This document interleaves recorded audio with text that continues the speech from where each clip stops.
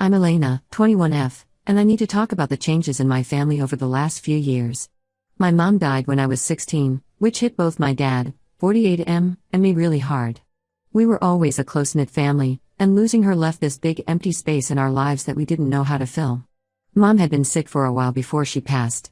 She had lupus, which meant she was often tired and in pain. Despite that, she always made time for me. We had this tradition of baking cookies together every Sunday afternoon. Even when she was having bad days, she'd sit at the kitchen table and guide me through the recipes. Those are some of my favorite memories. Dad was amazing during Mom's illness. He balanced his work as an architect with taking care of Mom and being there for me. I remember him staying up late to help me with my homework after spending all day at the hospital with Mom. He was our rock. When Mom died, it felt like our whole world fell apart. Dad threw himself into his work, taking on more projects than ever before. I think it was his way of coping, of keeping busy so he didn't have to think about the loss. I focused on school and my friends, trying to keep my mind off the empty space in our house. For about 5 years, it was just Dad and me. We had our routines. I'd make dinner on Tuesdays and Thursdays, he'd handle the rest of the week. We'd watch old movies together on Saturday nights, the ones Mom used to love. It wasn't perfect, but we were managing. Then, about a year ago, Dad started dating again. I was in my second year of college at that point, living at home to save money. He met Victoria, 45F, through a mutual friend at work. Victoria runs her own marketing firm. She's smart and confident, the kind of woman who commands attention when she walks into a room. When Dad first told me about Victoria, I tried to be happy for him. I knew it was probably good for him to have companionship again. But it felt wrong, like he was trying to replace Mom. It had been 5 years, but to me, it still felt too soon. Their relationship moved quickly. Within 6 months of meeting, Dad proposed to Victoria. I was shocked when he told me. I asked him if he really thought this was what Mom would have wanted, which I regret now because I could see how much it hurt him. He told me that Mom would have wanted him to be happy, and that Victoria made him happy in a way he hadn't been since losing Mom. The wedding was small, just close family and friends. I stood next to Dad as his best woman, but I wasn't really into it. I could see how happy Dad was, how he looked at Victoria. But all I could think about was Mom, and how she should have been there instead. After the wedding, Victoria moved into our house. She tried to connect with me, always asking about my studies and my friends. She even offered to help me look for internships in marketing if I was interested. But I kept my distance. I was polite, but I spent most of my time in my room or out with friends. One day, about 2 months after the wedding, Victoria and I had a big fight. She had rearranged some furniture in the living room, including moving a photo of Mom that had always been on the mantel. When I saw it, I got really angry. I accused her of trying to erase Mom from our lives, of trying to take her place. Victoria looked shocked and hurt. She explained that she was just trying to make the space feel like home for all of us, and that she never intended to replace my mom. Dad came home in the middle of our argument. He tried to calm us both down, but I was too upset and went to my room. Later that night, he came to talk to me. He reminded me of all the ways Victoria had tried to be kind and supportive, and how much she cared about both of us. He said that loving Victoria didn't mean he loved Mom any less, and that there was room in his heart for both of them. That conversation made me realize how unfair I'd been to Victoria. The next day, I apologized to her. She was very understanding. We had a long talk about Mom, and Victoria shared some of her own experiences with loss. She had lost her father to cancer a few years before meeting Dad, so she understood grief in a way I hadn't realized. Since then, I've been trying to be more open to Victoria. It's not always easy, and there are still days when I miss Mom terribly and feel resentful of this new family dynamic. But I'm working on it. Victoria has been patient and kind, never pushing me for more than I'm ready to give. One thing that's helped is that Victoria encouraged me to keep up the Sunday baking tradition. She doesn't bake with me, she says she's hopeless in the kitchen, but she always makes sure we have ingredients, and she sits and chats with me while I bake. It's not the same as it was with Mom, but it's nice in its own way. Victoria has also been supportive of my education. I'm studying environmental science, and she's always interested in hearing about my classes. She even helped me prepare for a big presentation last semester, giving me tips on public speaking from her experience in business. Dad seems happier than he has been in years. He and Victoria often go on dates, trying new restaurants or going to art exhibitions. It's good to see him enjoying life again, even if it sometimes makes me feel guilty for resisting their relationship for so long. I still struggle sometimes with guilt. Guilt for how I treated Victoria initially, guilt for sometimes enjoying her company and feeling like I'm betraying Mom, guilt for the pain I caused Dad during what should have been a happy time for him. I know intellectually that Mom would want us all to be happy, but emotionally it's still hard sometimes. There are moments when I catch myself almost calling Victoria mom, and then I feel terrible, like I'm forgetting about my real mom. But then I remember something my aunt told me at the wedding. She said that love isn't a finite resource, that opening your heart to new people doesn't diminish the love you have for others. I'm trying to hold on to that idea. I guess I'm looking for advice on how to fully accept this new family dynamic. How do I balance honoring mom's memory with embracing Victoria as part of our family? Has anyone else been through something similar? How did you handle it?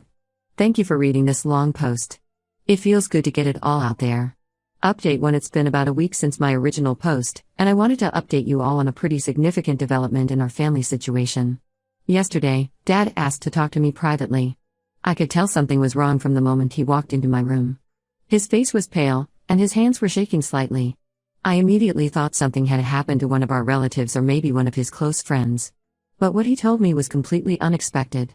Victoria has been diagnosed with breast cancer. Apparently, she had gone for a routine checkup a few days ago, and they found something concerning. After a series of tests, the doctors confirmed it was cancer. They caught it relatively early, which is good news, but she'll still need to undergo treatment. I was stunned. Victoria had always seemed so vibrant and healthy. She goes to the gym regularly, eats well, and is always full of energy. It just goes to show that cancer doesn't discriminate. Dad was clearly struggling as he told me the news. His voice cracked several times, and I could see the fear in his eyes. He's already lost one wife, and now he's facing the possibility of losing another. It was hard to see him like that. What really got to me was when Dad asked for my help.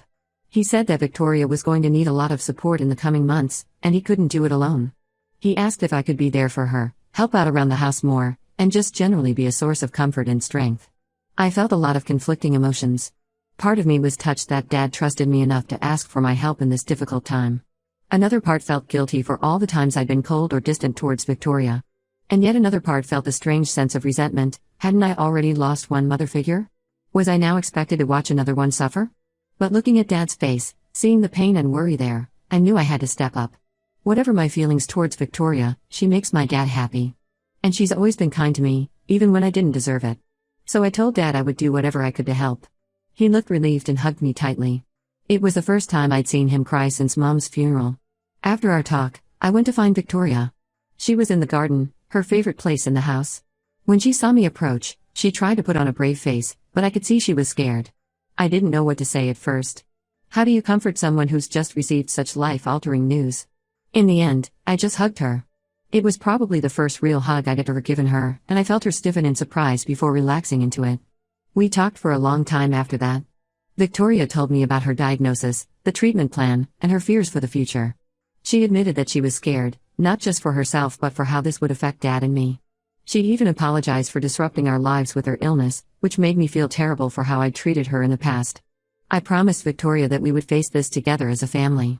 I told her about some of the things I'd learned when Mom was sick, little tricks for dealing with nausea or fatigue. She seemed grateful for the advice, and for the first time, I felt like we were truly connecting.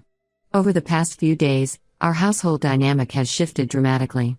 The tension that used to exist between Victoria and me has largely dissipated, replaced by a shared purpose, getting through this difficult time together. I've been helping out more around the house, taking on some of Victoria's usual chores.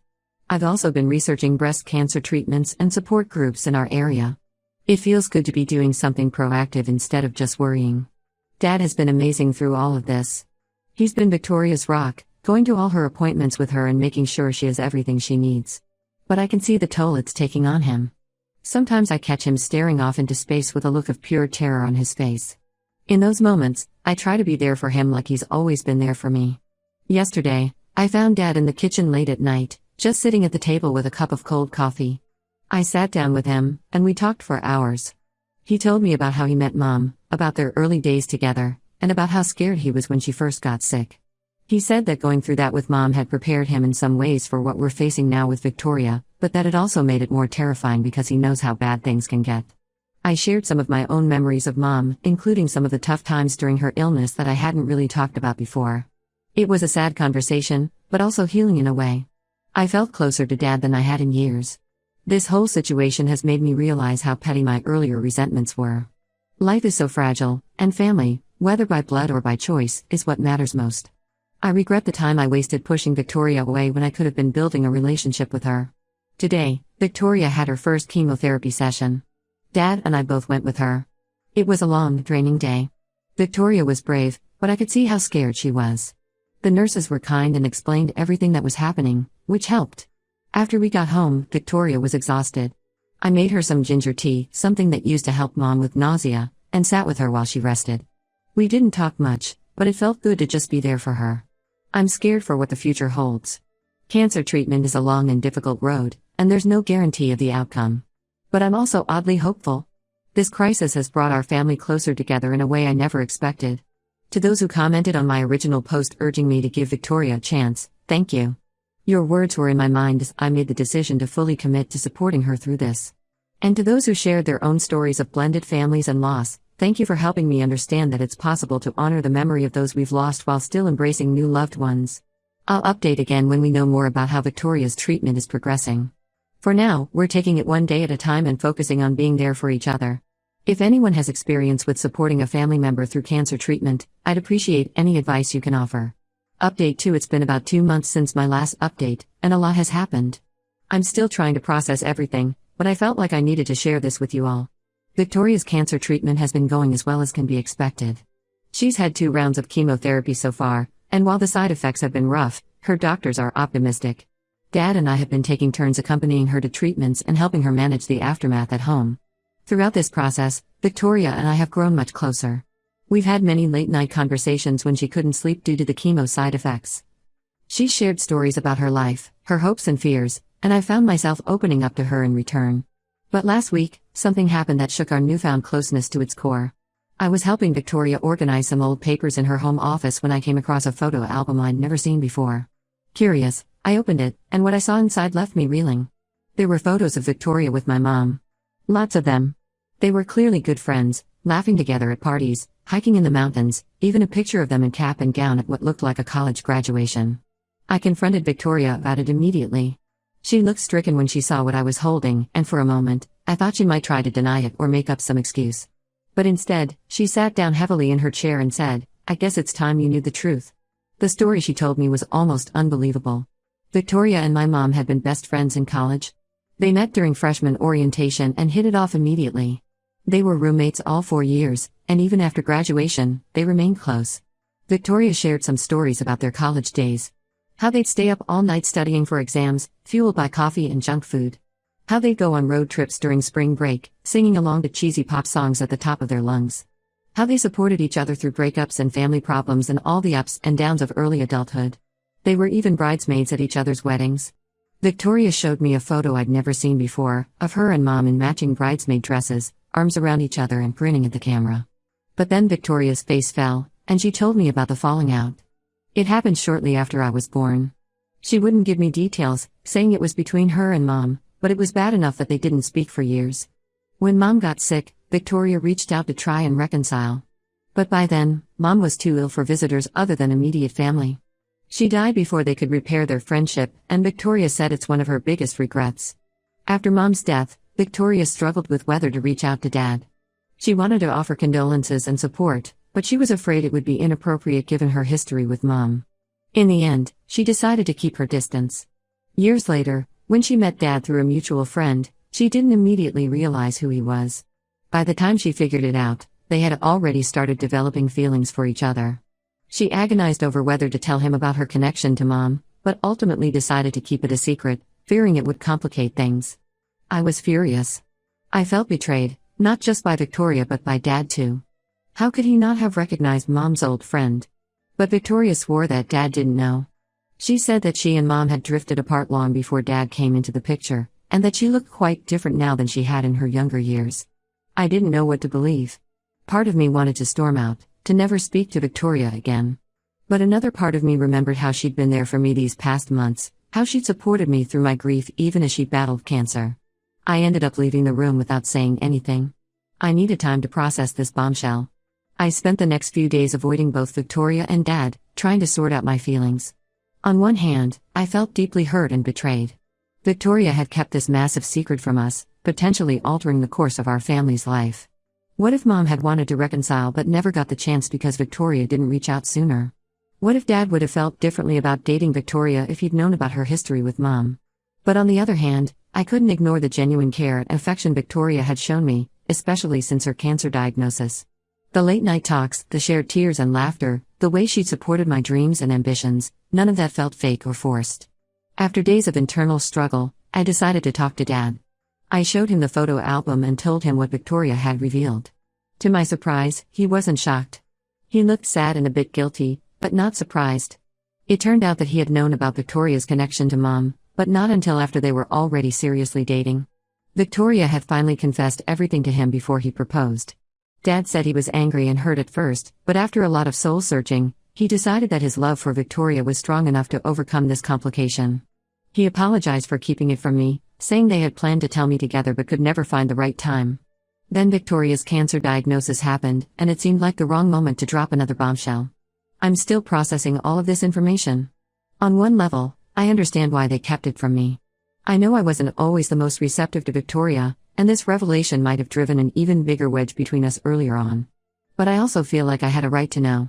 This wasn't just about Victoria and Dad's relationship, it was about my mom, my history, my family. The strangest part is that knowing this has actually made me feel closer to Victoria in some ways.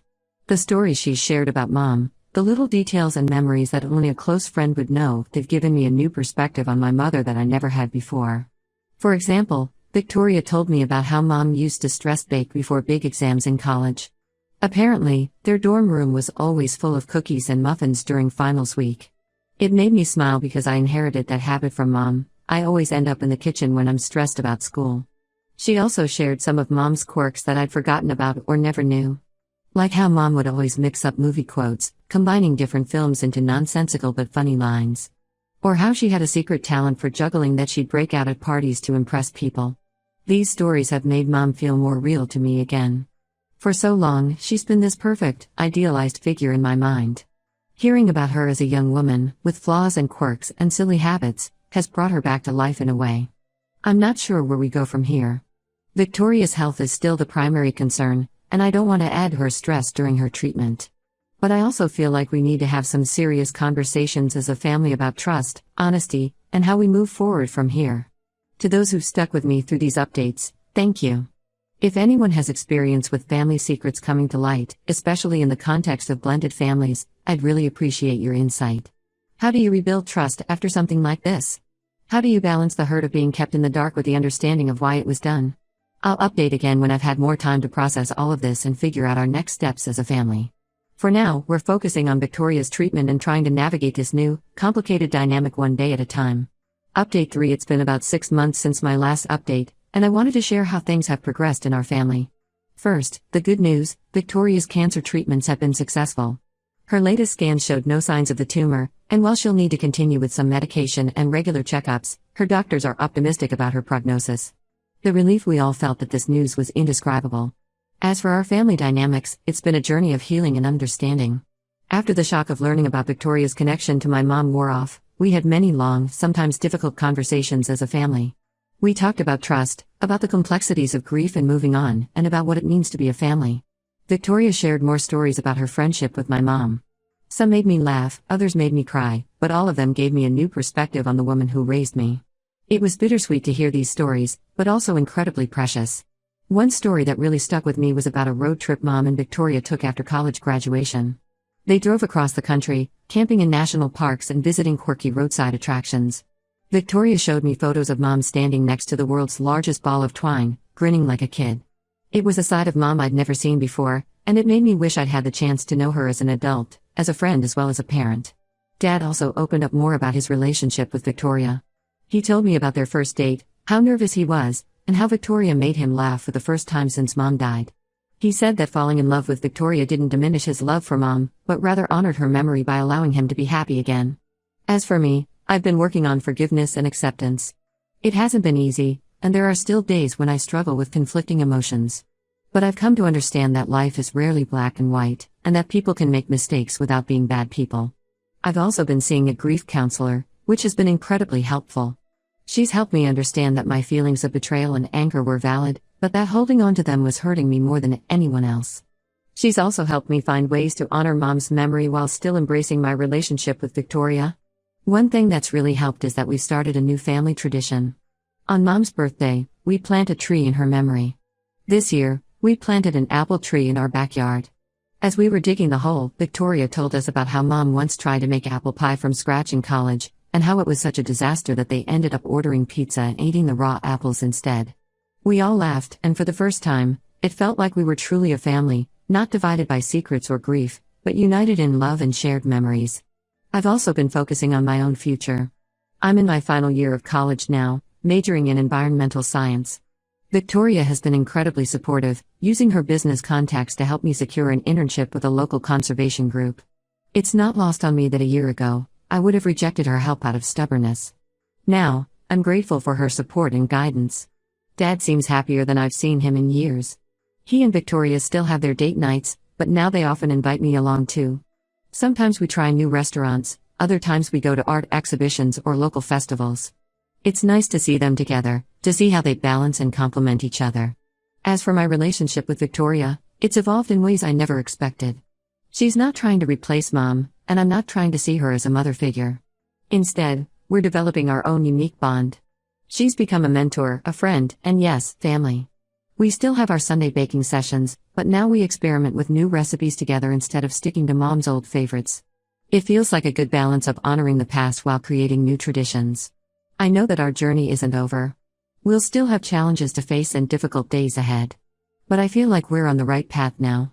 We're communicating more openly, we're supporting each other, and we're finding ways to blend our past and present into a future that honors all parts of our family story.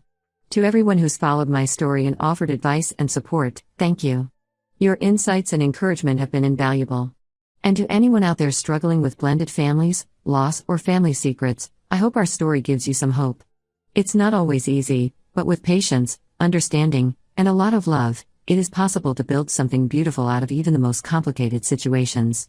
I don't know what the future holds for us, but I'm looking forward to finding out. For now, I'm grateful for the family I have, for the memories of the mother I lost, and for the unexpected journey that brought us all together.